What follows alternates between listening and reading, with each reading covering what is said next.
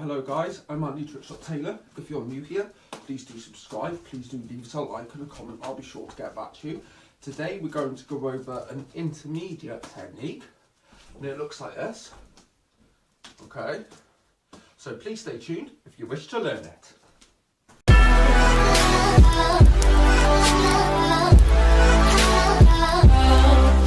First of all, what I need you to learn is this, because this happens under the leg, okay?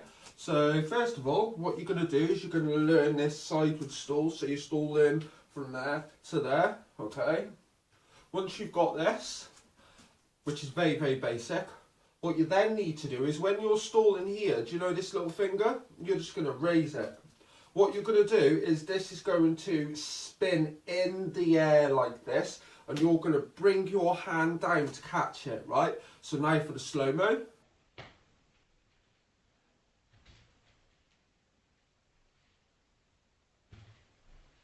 Right, next of all, what you need to do is I'm using my right hand underneath my right leg, and we're going to aim to stall underneath.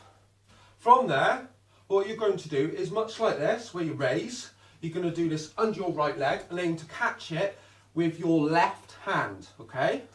So you go here, then here. Now time for the slow-mo.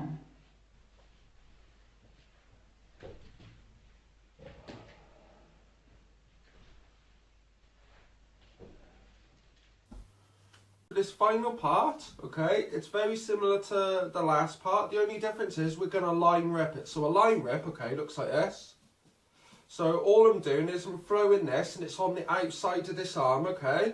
And then I'm going to basically rip into it in this direction, and it will cause it to syncopated wrist roll around my arm, okay? So we're just basically going to add that into this, and then the move is finished. So much like before, when we're doing this big circular motion, it's going underneath our leg and then we raise it, okay? You're going to aim to line rip the rope.